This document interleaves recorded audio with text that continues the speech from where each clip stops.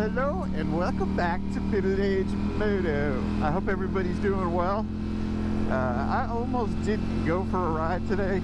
It is extremely humid. The temperature is not bad. It's 80 degrees on the dash, but the humidity level is just absolutely insane.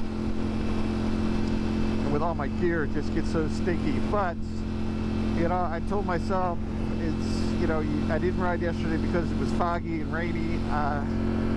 I needed to get out, and I'm really happy that I did, because it's really not too bad with the mesh jacket.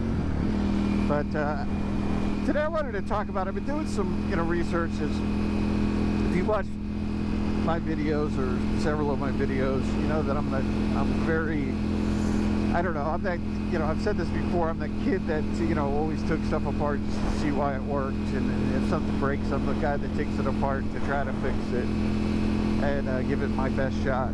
But I want to know as much about the machines that I own, so I do a ton of research. And one thing that's had me a little puzzled for a while, and I assumed, which now that I've done research, I've got a better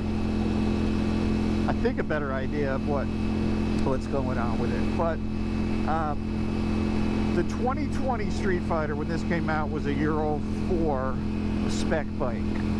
Okay, and the torque curve came on right around the 13,000 RPM, the max torque, I should say, came on right around 13,000 RPMs, give or take. And in 2021, they changed to a Euro 5 spec, and they dropped that RPM, the RPM where the max torque is, down to 9,000 RPMs to make it more usable down low. And I was like, wow, that's pretty cool. Also, they changed the brake master out to a self-bleeding master. Supposedly gives you a little bit better feel. It's going to self-bleed, so you're not worried about bleeding it out. So, me not knowing the difference between the two, I started looking on some forums, and I was really getting confused. I'm in the US, and a lot of the US bikes, guys were saying that their bike was still Euro 4, it was 2021, they didn't have the master. I can't find a straight answer whether or not where the power comes on. The bike is plenty fast for me, so it's really not a major difference. I'm more out cruising like this anyways, but I just want to know what I've got. If I'm talking to someone and they ask a question, I want to be able to give the proper information. So I started looking on YouTube, and there was really no major comparison that I could find between the two, or how to really determine which was which. With the research that I've done, I could go through Google, and I found some pictures. So the picture that I'm posting now is what the Euro 5 exhaust looks like. So where the black section is, it's more of a box, or more of an abrupt turn. And from what I understand, the exhaust is a smaller diameter. So I'm not really sure if that's why they went ahead and dropped that torque curve to compensate for that. I'm not really sure. I couldn't really find anything. And my bike and the Euro 4 version of the bike, I'm going to post up now. Alright, so you've seen the difference in the two styles, and my bike has Euro 4 exhaust. Doing a little bit deeper research, what I can understand now is that if it's not a Euro 5 mandated country, they're just getting the Euro 4 exhaust. Now, I don't know if it's a 9 or a 13 grand peak torque number, if it's still the Euro 4, or that was just based on the fact that on the Euro 5 bikes. And then I went and I found pictures. Here is a picture of the self-bleeding master. And here's a picture of my master and the non-self-bleeding. So basically I have a 2021 bike. I've got the Euro 4 exhaust on it, and I have the normal master cylinder on it. So the two things that I thought that the bike had, I've determined that I don't have either. Now, I've never had a problem with the brakes. You know, Brembo brakes are great. There is some people saying that the Master, the self-leading Master, is a better, you know, higher level Master, comes off the $100,000 Ducati.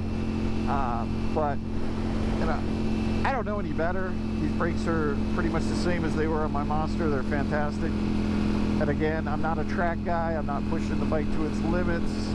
So I'm not really majorly concerned. I would have liked to have the latest stuff. So I don't know if this was an early production 2021 and they were getting rid of parts. I don't know if they are only doing that on the bikes that are Euro 5. I can't find any logistics. So if anyone that owns a Streetfighter watches this video and knows, please throw a comment in there for me, just to kind of, you know, and it's kind of a moot point, but it's nice to, you know what you're looking at. And, you know, it's just kind of funny that, you know, I got a 2021 bike, and the whole time I'm thinking, well, I got an upgraded Master. They did all these, and I've been telling people, you know, that I've talked to, said, you know, that have asked me, you know, does the pre-owned 2020? I said, well, the 2021 comes with, you know, Euro 5 exhaust and a better, you know, air quotes, a better Master, a brake Master. And I've been wrong. You know, I have the normal Master on this. So you can tell by those pictures that there is definitely, you know, a difference. Of course, there's no bleeding petcock, so you can't, you know, it's just self-bleeding. Your reservoir hooks directly up right to the Master.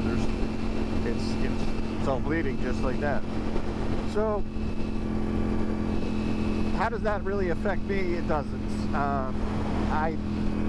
I'm pretty enjoying, you know, I'm enjoying the bike the way it is. It's plenty fast. I'm out here cruising at 5,000 RPM, just kind of cruising around on it, you know, on a Sunday. So it's not a major deal for me, but the main reason I'm making this video is so that, you know, if anybody's doing a lot of hunting, you can get a half-assed explanation of what it is, or at least see the pictures without really doing a bunch of searching of the difference between the two.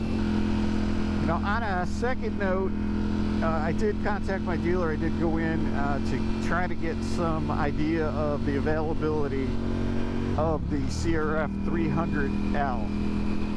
And the majority of them were pre-solds that are coming in. They didn't have any, of course, have any in. And from what I understand, there's some sort of recall on the bike involving a rear deflector that's causing a little bit of delay. It's kind of crazy that it's a rear deflector causing the delay. But, you know, they've got to swap that out or change the parts or something of that nature. I don't really have many details. I'll try to post something up. If it pops up on the screen now, I was able to find something. If not,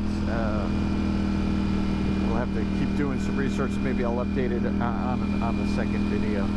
Well, with that said, I wanted to thank everybody for watching. Thanks to all my new subscribers, and just wanted to wish you guys a happy week, and I hope to talk to you next week, and we'll rock and roll from there. Talk to you all later. Thank you.